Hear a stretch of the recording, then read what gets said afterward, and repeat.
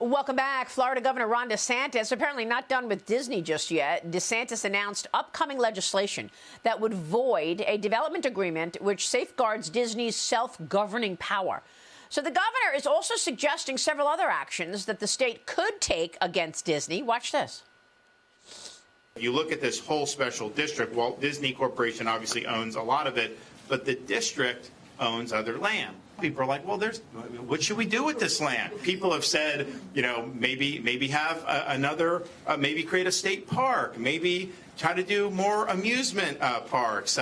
Someone even said, maybe you need another state prison. Who knows? I mean, I just think that the possibilities are endless. Joining me right now is the Attorney General of the state of Florida. Ashley Moody is here. AG, good to see you. Thanks so much for being here. Good to see you. What are the plans in terms of Florida using that additional land now? Well, look, that will be up to the new district, the Central Florida Tourism Oversight Board.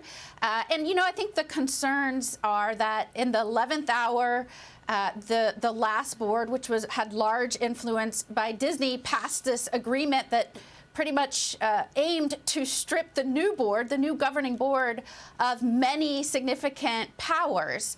And so I think what you're seeing is a governor that takes very seriously his guardian role of protecting fairness and the public fisc and making sure that our jurisdictions are properly safeguarding taxpayer money and the land within their control. And I think you'll see the governor continue to focus on that, not just in this instance, but in others in our state.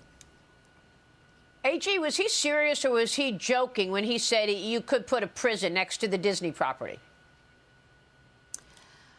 Well, look, I think that what you saw were legislative leaders, not just the governor, making sure that people understood this is a jurisdiction within Florida that is set up to make sure that we're safeguarding the interests of the state and the people within that jurisdiction.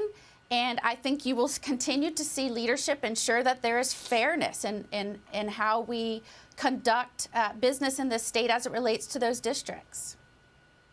Yeah, well, look, you have been showing leadership not just on that issue, but on crime, on drugs, on the fact that every state is a border state. And I know right now you're suing the Biden administration for refusing to turn over proof and evidence that taxpayer dollars are not being used to buy crack pipes to promote safe drug use. I do not understand this crack pipe story. Last year, a Washington Free Beacon reporter visited 5 safe drug use sites across the East Coast and received a smoking kit containing a crack pipe at each location, AG. Can you explain to us how giving out crack pipes is supposed to be good for drug use and limiting it? Well, it's not just, it's crack pipes, but in these harm reduction kits, they will call them, there are other types of paraphernalia used to smoke and take illicit substances, instructions, anything that you would need. In fact, some of these harm reduction folks will say 1 crack pipe per person per day. It is really astounding. And this is just par for the course with this administration. They have these reckless, dangerous, deadly policies. We lose 130 people a day to drug overdose, and they're cramming them down the throats of the American people. And when you question them about it, when Biden announced the rollout of this program, he said it was to, going towards their efforts on racial equity. This will hurt the very people they profess to want to help and protect and lift up. These are dangerous policies. It's like he's playing a game of poker with the American people. And when we call their bluff, when we say, this is ridiculous, show your hand, what are you really doing? They try to explain it away by saying equity. I mean, if I had a nickel for every time we question one of their policies, including how they're handling the border, what they're doing with children, the horrific things they're doing to children, and they blame it on some equity or some other feel-good word when underlying it is really a dangerous, dangerous policy that is killing Americans. Yeah, well, this is all just extraordinary, especially since when you do question the administration about the wide open border, they say the border is secure. And, when you question, well, how come women have to compete with, female bodies have to compete with male bodies he says, well, we're going to veto protecting women in women's sports. I mean, it's all extraordinary.